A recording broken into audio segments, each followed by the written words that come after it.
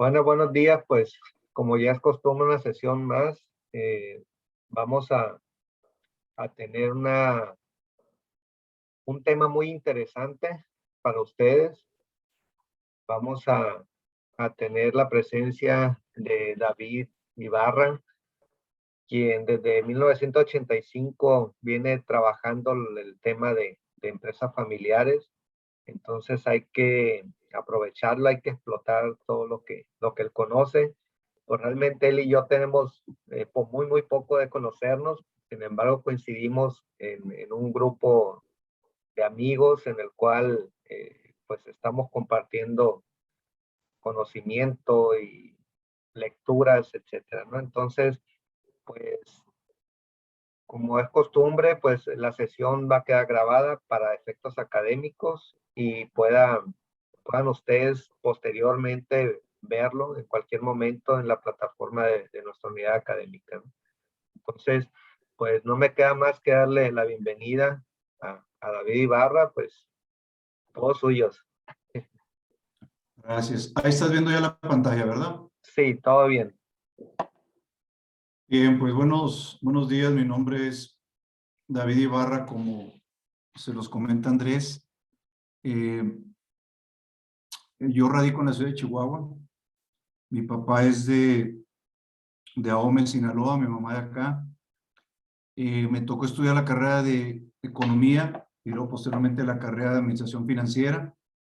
Y algo interesante fue que me tocó iniciar en 1985 el programa emprendedor en el Tecnológico de Monterrey, que en aquel entonces hablar de que los muchachos salieran con una visión empresarial y quisieran hacer su propia empresa, pues como que no era lo común.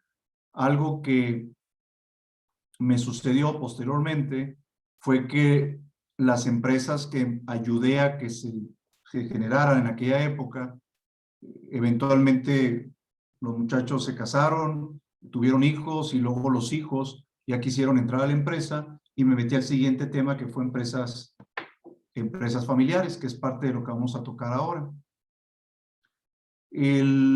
Algo que yo he aprendido en estos más de 30 años de estar dando consultoría es que la empresa debe de ser el medio para desarrollar personas.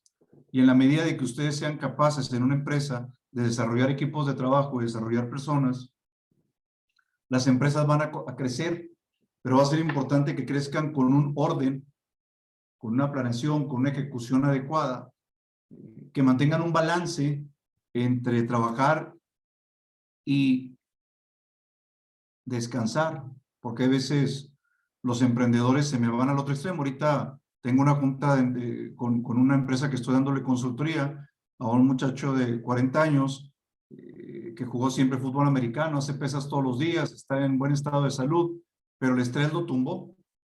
¿Por qué? Porque el crecimiento de la empresa lo desbordó.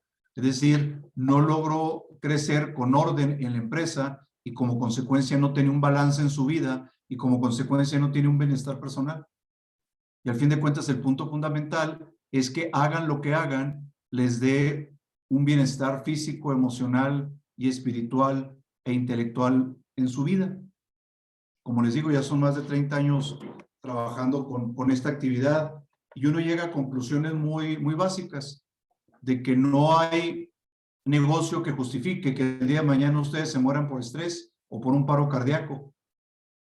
El punto fundamental es crecer con ese orden. Cuando hablé con Andrés, y me dijo ya los antecedentes de la universidad y que estaban en el Rosario, que me tocó mucho estar trabajando en cierta época de mi vida con Heriberto Félix Guerra, que fue candidato a gobernador de Sinaloa, y está recorriendo todo el estado, desde El Fuerte hasta Escuinapa, y conocer como las distintas regiones de Sinaloa. Yo les comentaba mucho cuando iba a Mazatlán, por ejemplo, que realmente el mazatleco no requiere un psiquiatra, con el solo hecho de que se sienta a ver un atardecer ahí en el malecón, se le va a bajar el estrés. Es decir, a veces ustedes no valoran el hecho de vivir en un pueblo, en una ciudad pequeña, y lo que esto implica. A veces sueña uno con irse a Culiacán o con irse a Guadalajara o a la Ciudad de México o andar en Nueva York o en Sydney o en Frankfurt, por todo el mundo, y no se dan cuenta de la gran riqueza que tienen de llevar una vida en paz y tranquila. Digo, entiendo que por la etapa de vida, de repente lo que queremos es adrenalina y queremos estrés.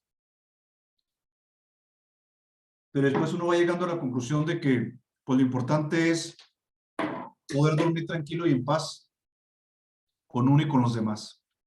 Así de sencillo. Sé que a lo mejor ahorita no lo van a valorar o entender, pero esperen a que tengan mi edad. Yo tengo 58 años y como les digo, conforme uno va pasando, al principio yo estaba feliz de andar viajando por toda la República, desde Comitán, Chiapas hasta Tijuana, y andar en los aviones y en los aeropuertos y sentirme muy importante por andar dando conferencias por todos lados. Pero llega un momento en que ya le llamamos el muro de las vanidades, cuando ya uno le da muchos reconocimientos, diplomas y tontería y media, se da cuenta que por ahí no es.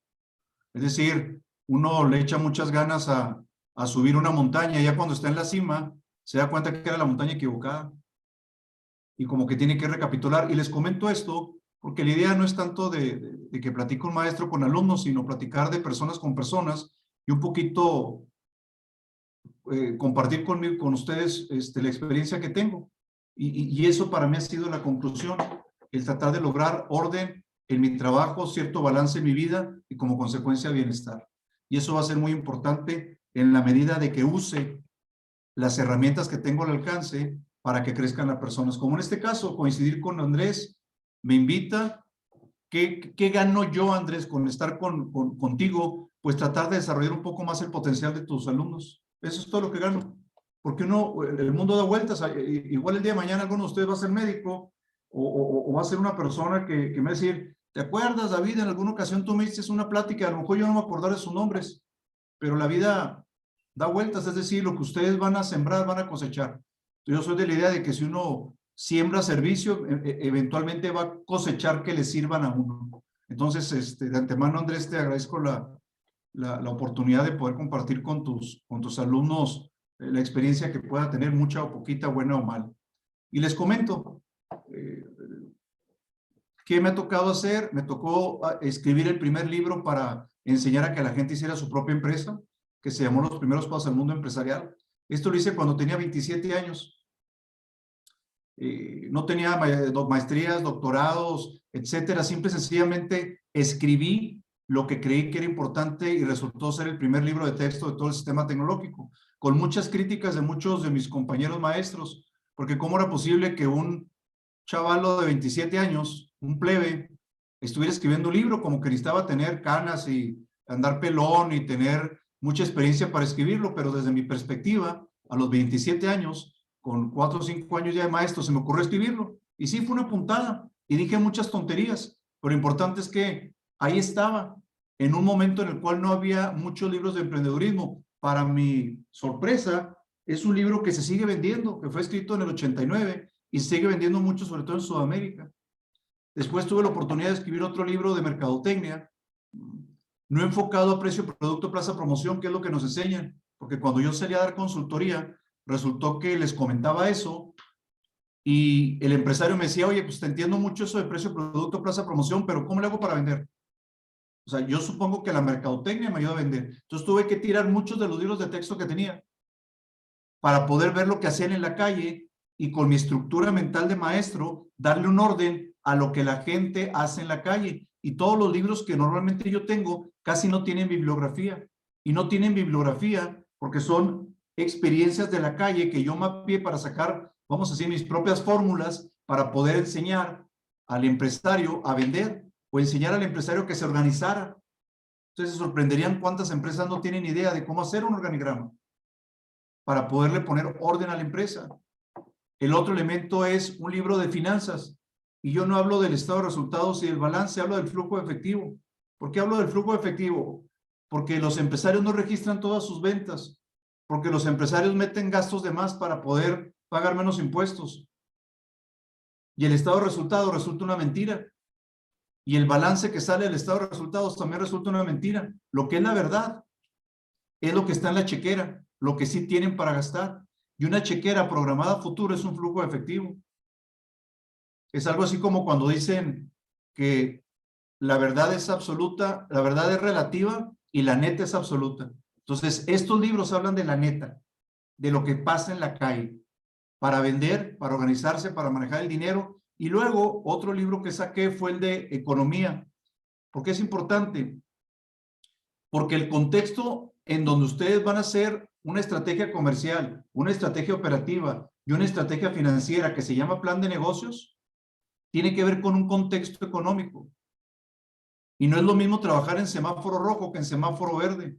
No es lo mismo trabajar cuando crece la economía que cuando está en recesión. Entonces, el contexto económico les da pauta para saber cómo deben de desarrollar su estrategia comercial, operativa y financiera, que se llama plan de negocio, y todo esto tiene que estar anidado, tiene que estar dentro de un contexto de cómo se va a comportar la economía. ¿Qué pasa si gana López Obrador?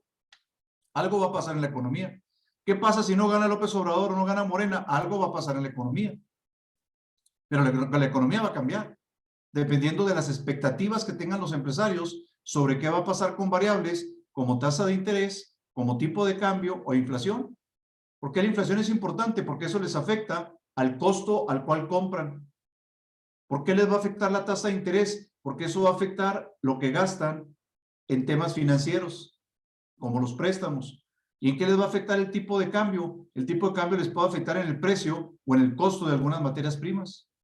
Entonces, aquí no vemos economía desde la perspectiva tradicional de el Producto Interno Bruto es igual a consumo más inversión más gasto, más exportaciones menos importaciones, que es lo que nos dan como clase en Economía 1. Lo que yo hablo aquí es la consecuencia del manejo de la economía, y las consecuencias se van a ver reflejadas en el tipo de cambio, en la tasa de interés y en la inflación. Como están viendo ahorita que la inflación sube, y si la inflación sube, pues no les alcanza con lo que les paga la gente. Y si no les alcanza, van a bajar su consumo. Y si bajan su consumo, la demanda que yo tenía en mi empresa va a bajar. Y si baja la demanda, a lo mejor tengo que correr empleado y hay desempleo. Entonces, toda esa lógica es la que tienen que tener claro para saber cómo prospectar ese plan de negocio. Después me di la tarea de tratar de ayudar a que las personas que hacen empresas que normalmente meten a su familia sepan cómo manejar esa actividad. Es decir, si ustedes son empresarios y un trabajador les está robando, pues lo corren. Pero si ese trabajador que le está robando es su papá, o si ese trabajador que le está robando es su hijo, o es su hermano, o es su cuñado, o es su primo, ya la perspectiva ya cambió. Entonces, trabajar con la familia dentro de la empresa es un tema distinto. Y ahora, digan ustedes cuántas empresas no familiares conocen. Y no van a haber muchas empresas no familiares. Al fin de cuentas, los dueños de la empresa van a terminar siendo familiares. Es decir, no existe una empresa familiar. Y si no es familiar, está familiarizada. ¿Qué significa familiarizada? Que los socios se conocen desde tantos años que ya se consideran familia. Se hacen compadres, se hacen muy amigos. Y entonces, al tomar una decisión, las emociones están muy altas y entonces reconsidero la decisión porque es el amigo de toda mi vida, porque es mi compadre, porque es mi socio de hace mucho tiempo. Entonces, cuando no pueden tomar decisiones totalmente objetivas y las emociones sesgan la toma de decisiones, es porque la familia está metida o están muy familiarizados con sus colaboradores. Que eso es de lo que hablamos en este libro, que le pedí a Andrés que se los manejara, porque aquí habla un poquito como del mapa mental que yo tengo. ¿Por qué es importante el mapa mental? Porque en cierto sentido los consultores somos como médicos de empresarios y de empresas. Y no es lo mismo que vayan con un acupunturista o que vayan con un iridiólogo o que vayan con un chochero o que vayan con un médico común y corriente, que es un médico alópata, porque cada quien trae su mapa mental. Y el médico acupunturista le va a decir, mira, si yo entierro una aguja en tu dedo gordo, se te va a quitar el resfriado. Y te va a enseñar un mapa del cuerpo, de cómo funciona el cuerpo según lo estimules. Igual el iridiólogo, les va a enseñar el ojo, les va a enseñar el iris, y dependiendo de cómo ve el iris, van a tener el hígado o el riñón o el intestino inflamado. Pero es un mapa mental. Entonces es muy importante que cuando ustedes entren a tomar una clase, conozcan cuál es el mapa mental del libro que van a usar, o que conozcan cuál es el mapa mental del maestro que les va a dar la clase, porque eso es lo que están aprendiendo. Y si ustedes no creen en ese mapa mental, pues no tiene sentido. Entonces le pedí a Andrés que les pasara este libro, que son libros digitales, muy cortitos, de 80, 90 páginas, pero habla del mapa mental. Y luego saqué otro muy interesante que es la pareja en la empresa. ¿Por qué? Porque es muy común que hagan la empresa marido-mujer, es decir, imagínense un taller mecánico donde la mujer administra y el hombre es el mecánico. Entonces, normalmente el trabajo operativo lo hace el hombre y el trabajo administrativo lo hace la mujer. El problema con esta situación es que lo que pasa en la cama se lo llevan en la empresa y lo que pasa en la empresa se lo llevan en la cama. Y luego no funcionan bien en la cama ni en la empresa. Es decir, cuando trabajan marido y mujer es una relación de 24 horas en la actividad empresarial. No tienen tregua. Y esto puede hacer tener una empresa muy exitosa y un matrimonio que fracasa. Es bien difícil manejar esa relación. Imagínense que la que es más abusada es la esposa. Los hombres no vamos a estar muy dispuestos a que nuestra esposa sea la líder. ¿Por qué? Porque tenemos ciertas ideas de cuál es el rol de la mujer y cuál es el rol del hombre. Sean correctas o incorrectas, a mí no me toca juzgarlo. Aquí en Chihuahua les puedo hablar de la cultura menonita, cómo funciona, o la cultura de los mormones, como la familia Levarón, que tiene 7 esposas y como 49 hijos. Y yo cómo le quiero decir que está mal o bien tener 7 esposas. Es su cultura, son sus principios, son sus valores, ellos creen que es lo correcto. Entonces, si algo he aprendido en el tema de empresas familiares, es no juzgar el tipo de familia, de cómo se conforma. Porque puede ser una madre soltera que le deja el hijo a la abuelita y la que toma las decisiones es la abuela. Y para fines del hijo, su mamá está fungiendo como una hermana mayor, porque la autoridad en la casa es la abuela.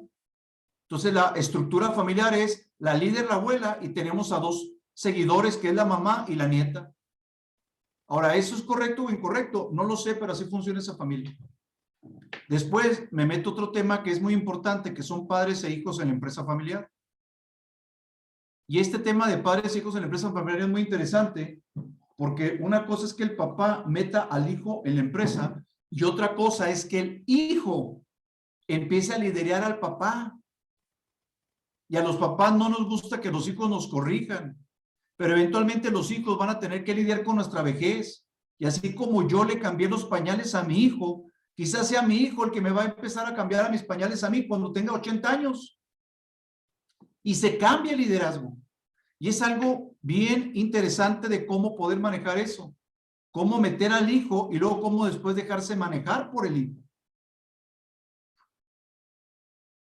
Y eventualmente van a fallecer los padres y tenemos que enfrentar una sucesión. Y en esa sucesión, como vamos a ver más adelante, el 95% de las empresas no logra consolidar una empresa donde ya sean los hermanos los que trabajen, que es otro elemento para poder trabajar. ¿Qué pasa cuando trabajan los hermanos sin los padres? Y cuando los hermanos trabajan sin los padres, ¿quién va a tomar el liderazgo? Porque no se puede ser papá de tus hermanos. Y esto es muy simple. Si un hermano tiene que escoger para poder hacer un trasplante de riñón entre su hermano y su hijo, pues va a escoger a su hijo, no a su hermano. Va a ver primero por su familia antes que por la familia del hermano. Entonces, ¿cómo es esta relación de hermanos ya sin padres para poder trabajar? Entonces, estos son los libros como que temáticos con temas de empresa familiar y estos son los libros que tienen que ver con el tema de negocios en lo particular. Y dado esos 2 elementos, como les decía ahorita, algo que tienen que tener ustedes muy en cuenta es que de cada 100 empresas que inician, 5 años más tarde, suponiendo que no hay pandemia, 85 cierran. Y de estas 15 que sobreviven, solamente 5 pasan a la segunda generación y solamente 1.8, 2 pasan a la tercera generación. Es decir, de cada 100 empresas, solamente 5 van a pasar a la segunda generación. Y a este respecto, algo que uno tiene que tomar en consideración es que está trabajando con dos sistemas. Una familia que tiene reglas y que evoluciona, y una empresa que tiene reglas y que evolucionan. Y estos dos elementos que van evolucionando a través del tiempo, eventualmente van a tener que enfrentar un proceso sucesorio para que entre otro líder. Sin embargo, las reglas de evolución de la familia no son igual a las reglas de evolución de la empresa. Por ejemplo, ¿qué es lo que hacen los papás? Los papás normalmente protegen al hijo más débil. ¿Y qué es lo que hace un empresario? Normalmente un empresario trabaja con el colaborador más fuerte y corre al colaborador más débil. Al empleado que no cumple su meta de ventas, lo corre. Y al empleado que cumple su meta de ventas, lo asciende. Mientras que aquí, al hermano que es más débil, se le protege más.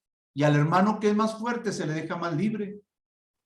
Entonces, ¿qué pasa cuando el hermano más débil se va a la empresa? ¿Qué es lo que hago? Si la regla en la empresa es el más fuerte sobrevive y la regla en la familia es vamos a proteger al más débil, estas dos reglas se contraponen.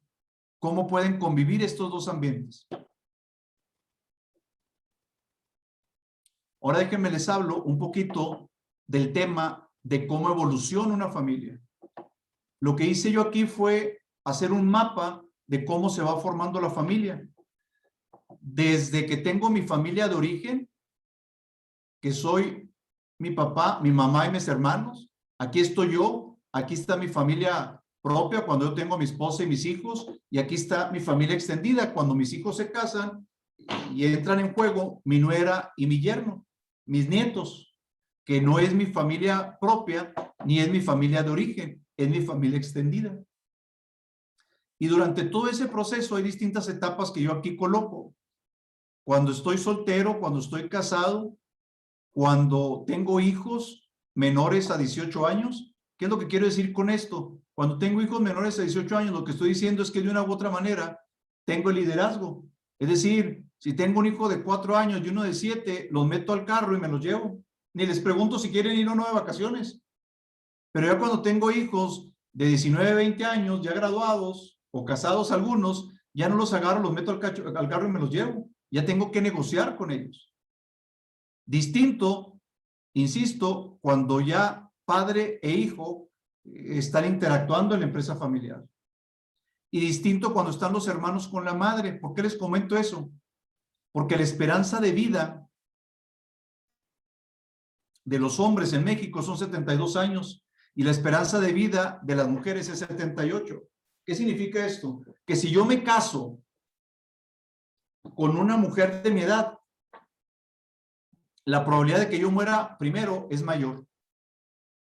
Por lo tanto, la que va a terminar haciendo la sucesión es la mamá. Entonces, mucho del trabajo que tenemos que hacer para preparar la empresa consiste en dejar todo listo para que la mamá pueda lidiar con los hijos en la sucesión. Pero ya no son hijos de 4, 6, 8, 15 años, ya son hijos de 40 o 50 años. Y entonces, cuando cada uno de ellos tiene su propia familia, ya no le interesa su familia de origen, que es su mamá. Va a ver más por su esposa que por su madre. Va a ver más por sus hijos que por su madre. ¿Y esto qué significa?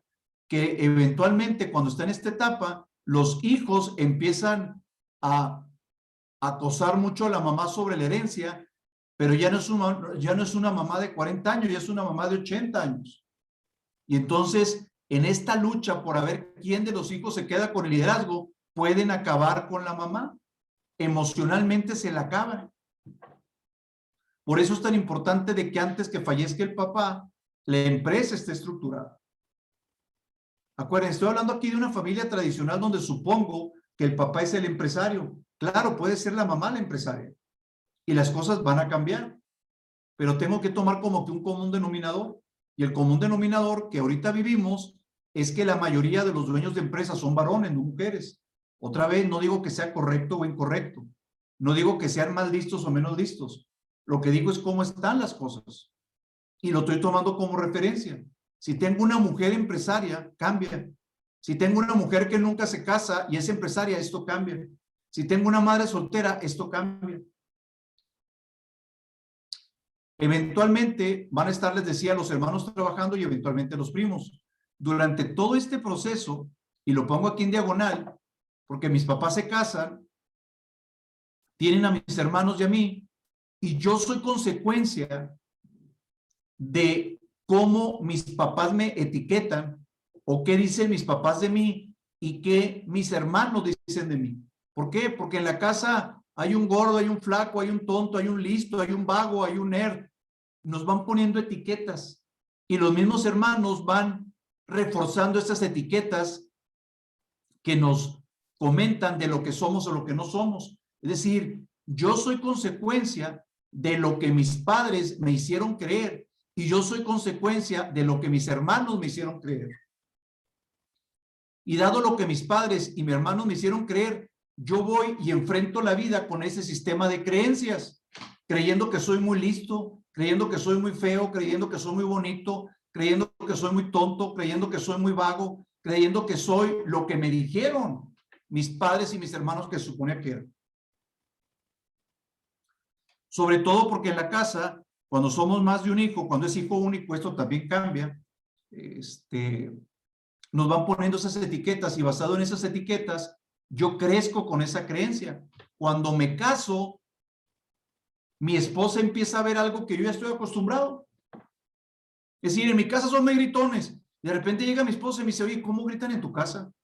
No, no es cierto, sí, pero como yo me acostumbré a que griten, y ella acaba de llegar y ve desde fuera una situación, ella se da cuenta. Entonces, de repente ella me hace consciente de muchas cosas que yo no veía. ¿Te estás dando cuenta cómo tu mamá te menosprecia? ¿Te das cuenta cómo tu papá te menosprecia? ¿Te das cuenta cómo eres el consentido de tu papá? ¿O te das cuenta cómo eres el consentido de tu mamá?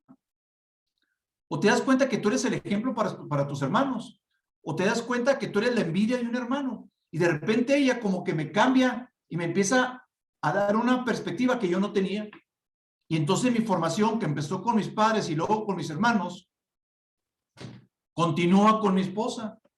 Y luego mi mamá dice, no, pues es que tu esposa ya te cambió, efectivamente. O tu esposo ya te cambió, efectivamente. Y luego cuando nacen mis hijos también influencian en mí. Sobre todo cuando están en la adolescencia. Porque cuando tienen 4, 5, 6 años, pues no hacen nada, hombre, o sea, me hacen caso. Pero ya cuando están en la secundaria y la preparatoria, ellos me empiezan a enfrentar. Ahora, no pierdan de vista que cuando yo tengo a mis hijos en la secundaria y en la prepa, tengo a mis padres en la vejez. Es decir, en lo que yo estoy enfrentando a unos hijos que están pasando por un proceso, se llama de individualización. Es decir, yo antes de poner una camisa roja a mi hijo y una camisa roja a mi hija, y los dos andaban con camisa roja, pero a los 17 años ya no se van a dejar que yo les ponga la camisa que yo quiera. Ya se van a poner la que ellos quieren. Ya se van a tatuar y ni me van a preguntar. Se van a pelonar o se van a pintar el pelo, se van a hacer lo que les da la gana. Entonces, a la vez que estoy enfrentando hijos que me están haciendo que cambie mis creencias, por ejemplo, los tatuajes, es que en mi época no había tatuajes, sí, papá, pero ahorita ya es otra onda. A la vez que estoy enfrentando esto, estoy enfrentando la vejez y muerte de mis padres. Es decir, cuando mis hijos me cuestionan lo que es correcto o es incorrecto, yo también me estoy cuestionando si lo que le creé a mi papá era correcto o incorrecto. Esa es lo que se le llama crisis de mitad de vida. Entre los 45 y 55 años. Que por un lado estoy enfrentando la adolescencia de mis hijos y por otro lado la muerte de mis padres. Y eso me hace entrar en una situación de conflicto interior, de pensar si lo que yo creía era correcto, si lo que estudié es lo correcto, si la persona con la que me casé es la correcta. Además de que físicamente empiezo a tener cambios, se me empieza a caer el pelo, ya no tengo la misma resistencia física de antes. Entonces tengo un cambio físico. Mis hijos me cuestionan. Mi padre se está muriendo. Si le tengo coraje, odio, etcétera. Mi hijo me está haciendo reflexionar. Cuando yo fui adolescente también con mi padre también me enfrenté. Y esto provoca un cambio muy importante en la vida de la persona. Y eventualmente cuando se casa mi hija y mi hijo, mi familia política, mi yerno y mi nuera, trae nueva cultura a mi familia, nuevos hábitos. Y eso también me sigue modificando. Entonces, fíjense cómo yo soy una persona que siempre está en proceso de cambio, o por mis padres, o por mis hermanos, o por mis propias consecuencias de mis elecciones, o por mi pareja, o por mis hijos, o por mi yerno, o por mi nuera, o por mis nietos.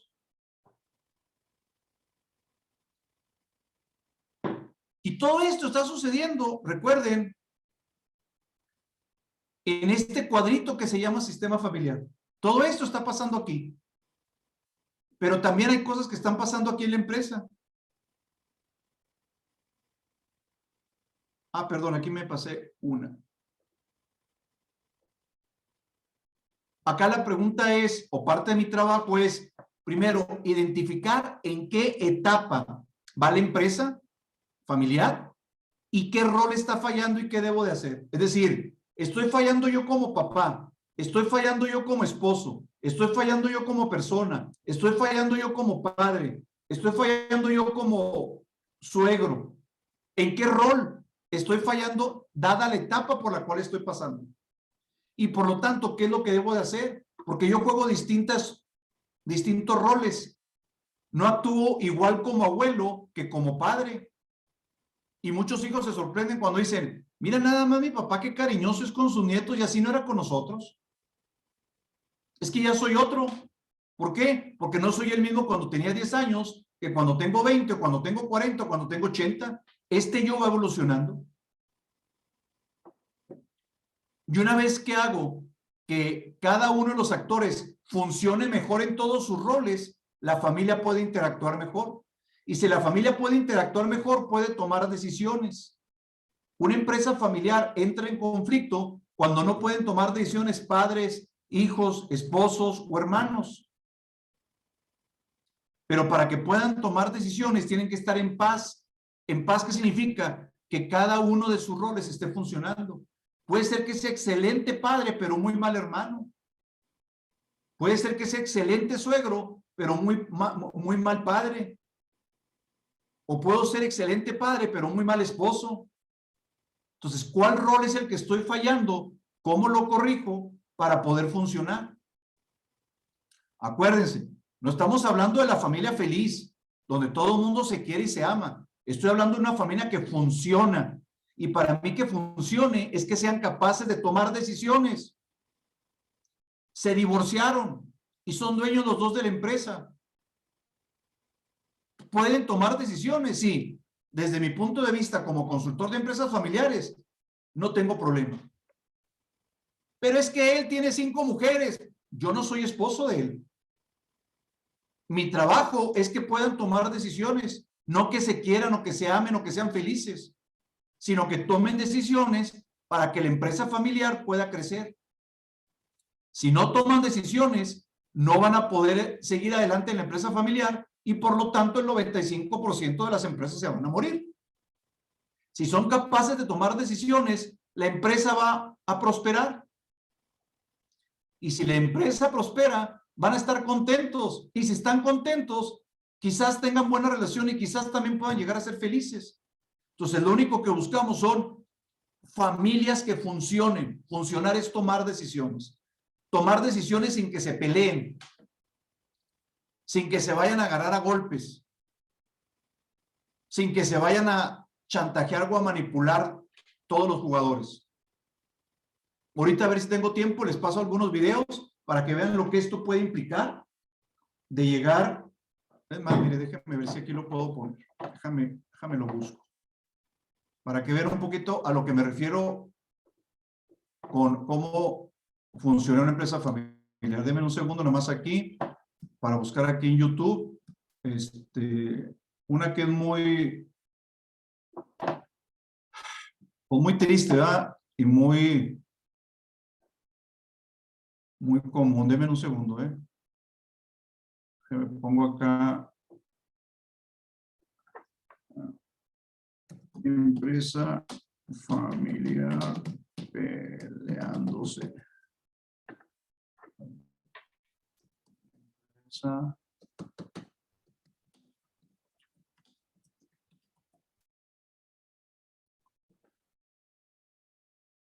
Miren, déjenme les pongo, me voy otra vez para acá. Y voy a volver aquí a compartir, nada más que con sonido, para que vean lo que pueden llegar. Acuérdense, son hermanos de toda la vida. Esta que está acá, ahí les va. De una óptima visión. Mire, bueno, primero Sí se está escuchando, ¿verdad, Andrés? contigo. No te vamos a firmar ahorita el convenio de conexión en Plaza Fito Zona Distinta, ¿ok? Porque está, cállate el hocico porque te pongo unos chingazos. Entonces no contestes así, pendejo, para que se den cuenta tus abogados lo pendejo y lo puñeta que estás, ¿ok? Aquí no hay huevos, huevos están de este lado. Entonces, Si los van a ver, nosotros cabrones. no entendemos de manera legal. Ustedes, tú me mandas algo, yo no voy a contestar. Esto se arregla de otra manera. Entonces, esto es un tema familiar, porque nos robaron más de 70 millones de dólares. No sé si el señor ya se los comentó. Nos A robó su más mamá a su también. mamá y a todos nos robó más de 70 millones de dólares. ¿Ok?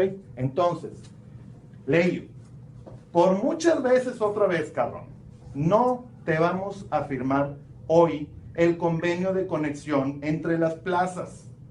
Está fuera del convenio de separación. ¿Sí o no?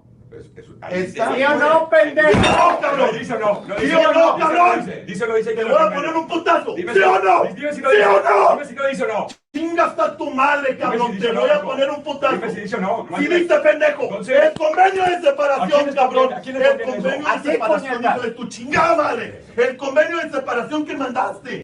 Bueno, ya tuvieron una probadita. Así son las empresas familiares. Todas, pues unas más, otras son menos. Y ahí pueden empezar a ver muchas, ya hablan pues, de empresas que aparentemente prestigio, educados, licenciaturas, ingenierías, maestrías, doctorado. Cuando hablan de tema, de conflictos de este tipo, vieron cómo se acosan, se golpean, se mandan secuestrar entre ellos para poder sacar el dinero. O sea, a eso nos estamos refiriendo. Esa familia no puede funcionar. ¿Qué significa no funciona? No pueden tomar decisiones. ¿Y qué es lo que pasa? Pues que su patrimonio va a terminar que no se puede manejar entre los hermanos. ¿Quién tiene la razón? No tengo la menor idea. Pero eso es lo que está pasando. Ya estamos viendo la PowerPoint otra vez, ¿verdad, Andrés? Sí, es Sí, correcto. ¿verdad? Sí. Ok, sale. Ahora vámonos a la empresa. Y así pueden ponerle empresas familiares en conflicto y van a encontrar más de una donde están amenazando hermanos para matarse y pues así, tal cual. Y oigan, pero es que esto pasa en Japón o pasa en Alemania o en Estados Unidos o en Brasil. No, son regiomontanos.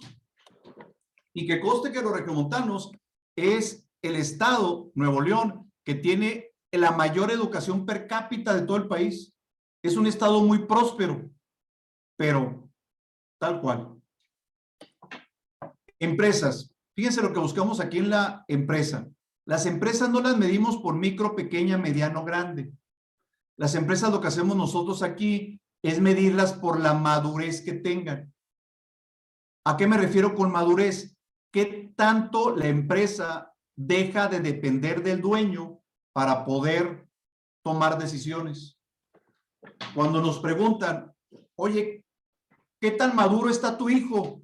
En cierto sentido, lo que nos están diciendo es qué tanto hacemos que los hijos no dependan de los padres, que los hijos sean independientes de los padres, que sean capaces de salir adelante sin los padres. Bueno, aquí estamos hablando lo mismo y hablamos de qué es lo que pasa cuando tenemos una empresa sin empleados. Yo soy el hombro orquesta, hago todo, depende de mí. ¿Qué es lo que pasa cuando tengo empleados, pero yo también me meto a operar? Hasta que empiezo a delegar y ya tengo a alguien que produce o alguien que vende, pero aquí estoy dependiendo de las personas. Aquí pasa algo muy importante, dependo del método. de que haya un método para poder administrar. Ya no dependo de las personas. ¿A qué me refiero con depender de las personas? Que si se va la persona que maneja la producción, nadie le sabe manejar las máquinas nada más que él. Cuando se me va alguien que está en ventas, se me cae el 40% de las ventas porque él conoce a todos los clientes. ¿Cómo le puedo hacer para no depender del de producción, para no depender del de ventas, para no depender de la contabilidad? Cuando tengo un método para saber administrar. Y luego eventualmente ya administro a través de un consejo. Cuando ya los familiares tienen gente que toma decisiones, porque no todos están operando la empresa. Y eventualmente un consejo con los familiares. Entonces hablo de una empresa operativa o una empresa que administra personas o un método o un consejo o a través de un consejo familiar. Que en términos médicos sería algo así como pediatría, que son los encargados de curar a los niños, y geriatría, que son los encargados de curar a los adultos mayores. Y por otro lado, lo que estoy diciendo es que la empresa tiene distintos subsistemas, la parte comercial, la parte de producción, la parte de personal y la parte financiera. Y todas ellas tienen que crecer en armonía. Porque si eventualmente se rompe la armonía, resulta que la empresa se enferma. Cuando mi sistema digestivo no está en armonía con mi sistema nervioso, es decir, me pongo muy nervioso y me da diarrea, me enfermo, porque no está en sintonía un subsistema con otro. Entonces, cuando un sistema humano, están todos los sistemas, muscular, circulatorio, nervioso, esqueleto, etcétera, todos están en armonía, estoy sano. Cuando no están en armonía, me enfermo. ¿Qué significa? Imagínense que tengo un mercado muy grandote, pero una operación muy chica. La empresa está enferma porque llegan más clientes de los que puedo atender. O al revés, que tengo una operación muy grande. Imagínense un restaurante que puede recibir a 50 personas, pero nada más llegan 10. Entonces, ¿qué tengo que hacer? O bajo la operación a 10 o subo la demanda a 50. Pero no puede haber una distorsión entre el mercado y la operación. Puede ser que tenga mucho mercado, que tenga mucha operación, pero me falte personal. Entonces no está en armonía. Entonces, ¿cuál debe de ser el trabajo en la empresa? ¿En qué etapa va la empresa? ¿Va en una etapa de hombre orquesta o una etapa operativa o una etapa de personas o de método o de consejo? ¿Y qué subsistema es el que está rezagado, que no me permite estar en equilibrio? Y derivado de eso hay una enfermedad. ¿Y qué es lo que tengo que hacer? Restablecer que el sistema que está haciendo que se restrinja la armonía, porque no van todos iguales, es el que tengo que hacer crecer. Acuérdense, hay un director de orquesta y el trabajo del director de orquesta es que las percusiones, todos los instrumentos de viento, de cuerdas, vayan al mismo ritmo y él va marcando el ritmo para que lleven el ritmo todos, vámonos. Y si todos llevan el ritmo, suena la armonía. Si no, alguien se desafina. Entonces, ¿cuál está desafinando? ¿La estrategia comercial? ¿O está desafinando la producción? ¿O están desafinando las personas? ¿O están desafinando los números? Entonces, yo tengo que afinar la empresa. Y si afino la empresa y afino la familia, puedo empezar a trabajar. Ahora bien, aquí estoy poniendo a los dos sistemas. La empresa y la familia. Entonces yo tengo que saber en dónde se encuentra la familia y dónde se encuentra la empresa. ¿Dónde se encuentra la familia o dónde la empresa? ¿Dónde se encuentra la familia y dónde la empresa? Y dependiendo de dónde encuentre a la familia y a la empresa, aquí tiene que estar la estrategia. ¿Qué significa la estrategia? ¿Qué estrategia hago para que la familia funcione? ¿Y qué estrategia hago para que la empresa esté en armonía? Para pasarlo de una etapa a otra etapa, a otra etapa, a otra etapa. Ese es el mapa mental. Para poder entender en qué etapa de madurez va la familia, en qué etapa de madurez va la empresa, y dependiendo de en qué cuadrante me encuentre, va a ser la estrategia de la empresa y la estrategia de la familia. Normalmente me las encuentro por acá. Y la pregunta es si la empresa está lista para recibir la familia y me las encuentro por acá cuando tienen una crisis y la pregunta es si la familia está lista para recibir la empresa. Recuerden, nacen 100, aquí llegan 15 y solamente 5 pueden hacer esa transición. Y eventualmente cuando hacen esa transición, ya tengo 2 que están trabajando sin hermanos. Entonces ahí tienen el mapa mental, ahí tienen la estadística, cómo se comporta de lo que estamos haciendo. Bajo esos contextos, ¿cuáles son los objetivos que yo tengo que buscar? 1, asegurar un patrimonio, es decir, si la empresa familiar crece, pues no hay sucesión, se acabó ya. Y por otro lado, asegurar la continuidad del liderazgo. Esos son los 2 objetivos que tengo que hacer. Que la empresa no quiebre y lo que tengo que hacer es que aprendan a planear, organizar, ejecutar y formar a sus empleados. ¿Qué es el proceso administrativo? Planear, organizar, dirigir y controlar. Nada más que en vez de dirigir pongo ejecutar y en vez de controlar pongo el control como una herramienta para formar a las personas. ¿Esto qué implica? Revisar su plan, revisar cómo se organizan para ejecutar el plan y desarrollar quién supervise ese plan, que son los consejos para que ellos puedan operar. Acuérdense, esto es válido. Normalmente, me voy para atrás, cuando estoy trabajando en estas etapas, las tengo que agarrar desde aquí hasta acá, pero puedo agarrar una empresa familiar que esté aquí y entonces tengo que pasarla de aquí para acá. Normalmente estoy hablando de qué hacerle como estrategia cuando las pesco en esta parte. Por eso hablo de consejo. Y por otro lado, tengo que definir qué se hace con el patrimonio y alinear los estatutos de la sociedad al testamento y a los acuerdos que hagan los familiares y darles una validez legal. Eso es básicamente lo que tengo que hacer. Pues aquí terminaría yo la exposición. Andrés, no sé si tengan alguna duda o alguna pregunta. Todo eso está por escrito en el libro que les hizo llegar Andrés, ¿eh? Muchísimas gracias, David. Jóvenes, ¿alguna pregunta que tengan, que quieran hacer con toda la confianza? No pierdan de vista este mapa, ¿eh? Esto es muy importante porque esto no significa que aquí se pueda trabajar con una empresa familiar. Estoy hablando de donde normalmente me piden ayuda porque están en la sucesión y tienen que enfrentarla. ¿Alguna pregunta que tengan? ¿O duda? ¿O comentario?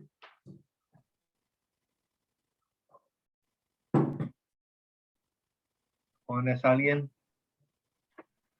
¿O algún comentario respecto a la charla que nos dio David? Yo, David, realmente, poco había escuchado la parte de toda esta temática de la empresa familiar, porque bueno, obviamente cada quien se especializa en un área, ¿no? Y todo, pero realmente es la primera vez que escucho una charla en referente a esto y me parece bastante interesante. De hecho, muchas de las, bueno, de lo que empezaste a hablar al principio, pues sí le pega uno hasta en la parte personal. Me llama la atención esa parte donde dice de cómo uno termina descuidando a veces la salud, ¿no? Cómo te vuelves a veces, vamos a decir, se vuelve una tipo obsesión el tener constancias, el cerro de constancias hasta cierto momento, que no es malo el tener algo que respalde, sin embargo, también esa opción que a veces se vuelve y pues realmente me ha pasado bastante a mí y realmente yo me llevo de tarea al volver, porque precisamente y afortunadamente se está grabando esta sesión. La verdad voy a volver a ver esta charla, porque sí, yo creo que hay muchas cosas que me quedaron y hay que analizarlas, porque termino uno descuidando la salud, descuidando a la familia y bueno, pues la verdad hay mucho aprendizaje me dejaste ahora sí el día de hoy. Y fíjate, Andrés, hasta dónde puede llegar. O sea, este es un video. Nos ha tocado escuchar audios donde una hija le dice al papá, si le dejas todo el dinero a mi hermano, yo me suicido. De ese tamaño. Si le dejas todo el dinero a mi hermano, yo me quito la vida, papá. Haz lo que quieras. Fíjate hasta qué punto llega, ¿eh? Oye, pero cuando los ves, pues el papá no está mala onda, ni la mamá. O sea, ¿cómo llegó? Es que cuando el dinero empieza a meter acá, el dinero nos transforma. Es bien fácil que el dinero nos domine en vez de nosotros dominar el dinero. Ahorita van a ver mucha gente que como consecuencia de que van a quebrar. Digo, al menos aquí en Chihuahua, que me acuerde yo en esta pandemia, hay 2 o 3 personas que se han tirado de puentes a suicidarse cuando empezó todo esto de la pandemia. Digo, ¿a qué grado puede llegar toda esta situación? Pues tiene que ver mucho con los principios y los valores que cada persona vaya a tener. Por eso lo que quiero decir, ejemplo que vieron en el video, no crean que es una situación extraordinaria. Sucede en todas las familias. Así es. Cuando en su momento se casen, ustedes se van a dar cuenta, más de una vez les van a dar ganas de estrangular a su marido o a su esposa o a sus hijos. Van a decir, ya me tiene hasta el gorro porque gritó, lloró. Ya cuando los ven dormidos dicen, carajo, y pone una sonrisa cuando al fin están en paz.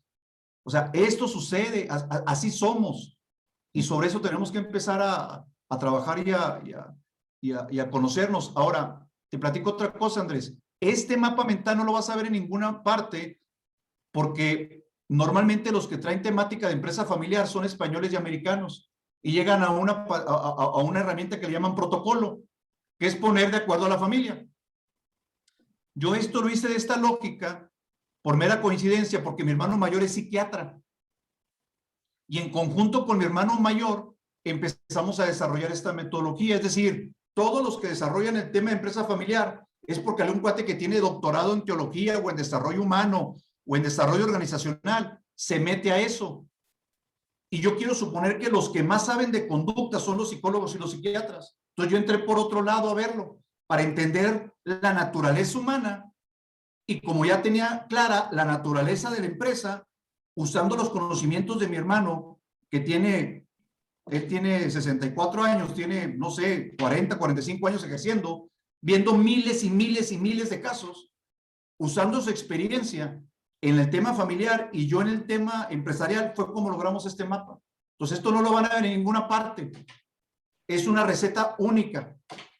Pero insisto, si no he tenido un hermano psiquiatra, Andrés, te hubiera dicho lo que dice todo el mundo: el patrimonio, la empresa, los empleados y el protocolo.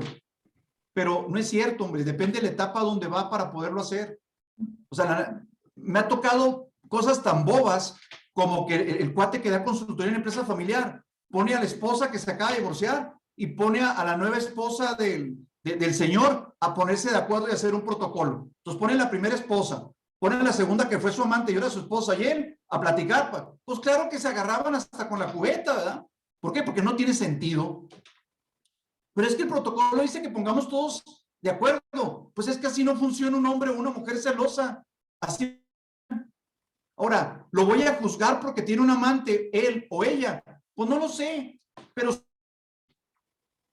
Y dado que sucede y que este señor tiene un hijo o una familia fuera del matrimonio, pues sí, y yo no me toca juzgarlo y decir si está en pecado o no. Mi trabajo es qué quieres hacer y cómo te ayudo. Y es una realidad. Ahí están los muchachos. ¿En qué etapa van? ¿Cómo los quieren? ¿Los mezclamos? ¿No los mezclamos? Empezamos a buscar soluciones, no a juzgar si es correcto o incorrecto. Entonces, nada más les doy ese acotamiento. Esto viene desde la psicología y la psiquiatría a la empresa. No desde un cuate que estudió desarrollo humano y que cree que sabe de conducta cuando ni siquiera conoce la biología. ¿A qué me refiero con esto? Imagínense que tengo un hijo que es bipolar. ¿Qué puede hacer un doctorado en desarrollo humano con eso? Pues nada, necesito un psiquiatra que le dé un químico para que le dé litio y se pueda estabilizar. Por muy bonito que le hable y que sepa el protocolo, no sabe. Necesita saber de biología. ¿Quiénes saben de biología? Los médicos. ¿Y quiénes saben cómo la biología influye en la conducta? Los psiquiatras. Los psicólogos no. Un psicólogo estudia en 4 años. Un psiquiatra requiere 13 años para ser psiquiatra. Porque primero entiende la biología y luego después entiende la conducta. Y la conducta está muy influenciada por la psicología, por la biología. ¿sí? Entonces es un... pero ahí lo tienen por escrito para que lo puedan manejar y sobre todo muy concreto, míralo. En una sola hojita, ahí tienes el mapa mental de lo que estamos haciendo. Tienen un minuto. ¿Alguna pregunta o comentario? ¿O duda que tengan? Excelente, es un tesoro esta información. Jóvenes, ¿alguna pregunta? ¿Algún comentario? ¿Qué les pareció?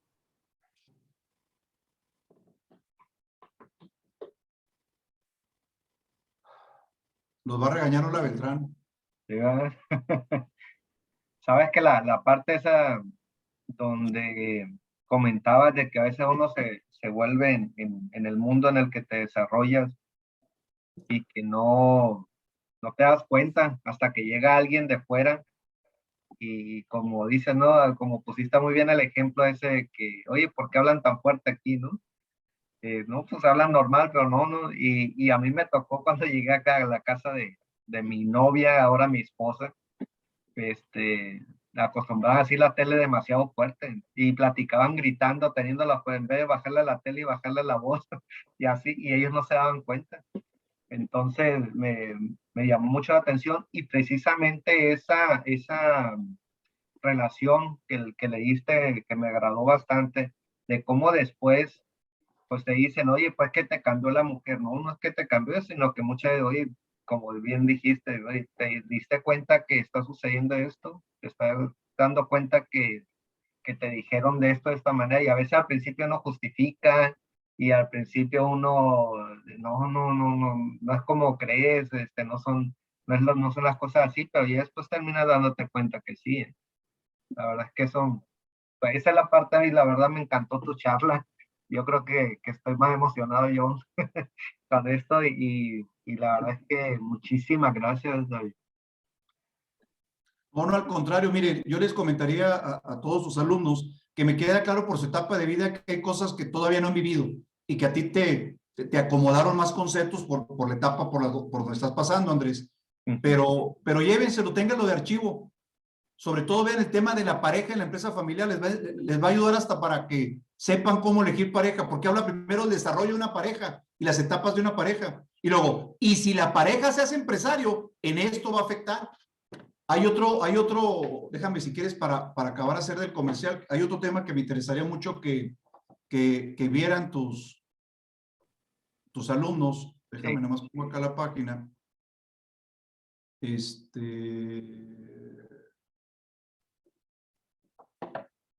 Mire, déjenme, vuelvo a compartir acá.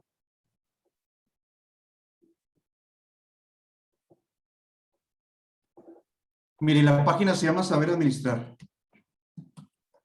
que es una cosa, digo, además están estudiando ustedes eso y así de importante, saberadministrar.mx. Y acaban de encontrar mucho, pero específicamente en esta parte que le pongo sucesión, hay un tema que ahorita les comentaba, que era el de la pareja, que aquí está, pero hay otro muy padre que habla del plan de vida. Esto es fundamental. Es 1 hora 40 que se avientan acá, pero habla un poquito de cómo deben de estructurar su plan de vida. Yo sí les recomendaría mucho que se avienten esto. Esto no es ni americano ni japonés, es latino. 50% de mí es sinaloense, es mochiteco, y el otro 50% es chihuahuense. Entonces, aquí pueden ver en palabras comunes y corrientes de gente de nosotros cómo poder estructurar un plan de vida. De eventualmente no me animé del todo a hacer un libro, Andrés, pero aquí tienen todo lo necesario para que lo puedan tener. Déjaselos de veras de tarea, ponles exámenes, porque si logramos impactar en que cada uno de ellos tenga claro lo que quiere, al menos ahorita, les vamos a ayudar muchísimo. Olvídate de la carrera, que sepan lo que quieren.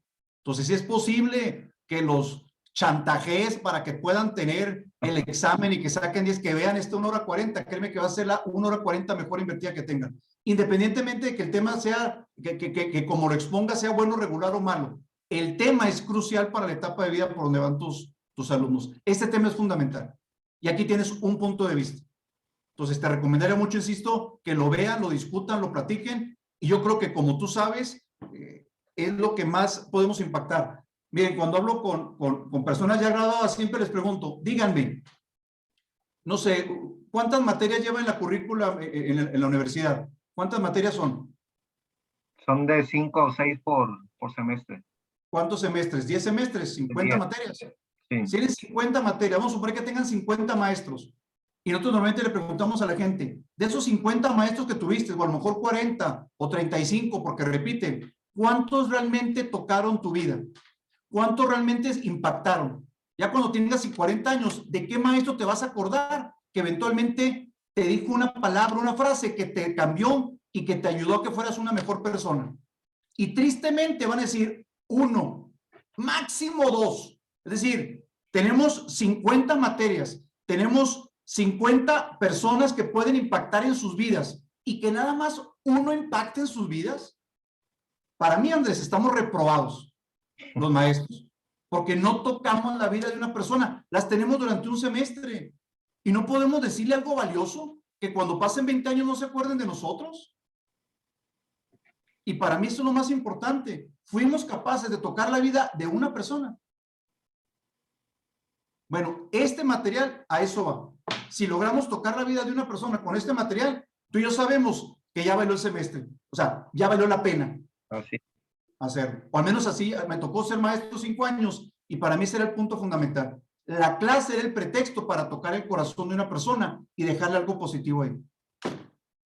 Espero que esta plática les sirva más adelante, pero esta que está acá les sirve ahorita en el presente. Hagan de cuenta que son los bonos extra por haberse metido a la plática. Muy bien. Pues muchísimas gracias, David. La verdad, muy agradecido. Más y jóvenes les comento, realmente David y yo realmente no teníamos el gusto, nunca nos habíamos visto, de hecho, era más, fue por chat y tenemos hace unos días que apenas nos contactamos. Sin embargo, pues nos tuvo la gentileza de compartirnos sus libros en un grupo de WhatsApp por ahí. Me agradó lo que es la temática y eso, y lo contacté, me atreví a contactarlo, y la verdad es de que rápidamente dijo que sí, inmediatamente. Entonces, muy agradecido, David, la verdad es que me quedo muy satisfecho y pues bueno, ¿qué más, no? Por parte de la universidad, pues obviamente haremos llegar un reconocimiento por esta participación, y también en el grupo precisamente en el que estamos, pues ahí voy a reconocer tu labor. La verdad es de que es importante que también se conozca para que llegue a más personas, ¿no? Entonces, jóvenes, como dice David, a lo mejor ahorita, pues, o no hay muchas dudas, o a lo mejor hay demasiadas, si quieren darle un espacio a informarse un poco más, porque a veces sucede, son tantas las dudas que a veces dice, pues mejor prefiero informarme un poco más para antes de hablar del tema, ¿no? Pero pues muchísimas gracias. Ahí les compartió David el link en el chat de la página Saber Administrar. Entonces, David, pues muchísimas gracias. Pues muy agradecido de parte de la Universidad Autónoma de Sinaloa, en especial del Centro de Estudios Superiores del Rosario. Un fuerte abrazo y pues esperamos próximamente tenerte de vuelta por acá. Sobre todo en temporada de mango, ¿eh? ¿Verdad? Así es. Ok, ándale pues, hasta luego, saludos. Buen Muchas día. gracias.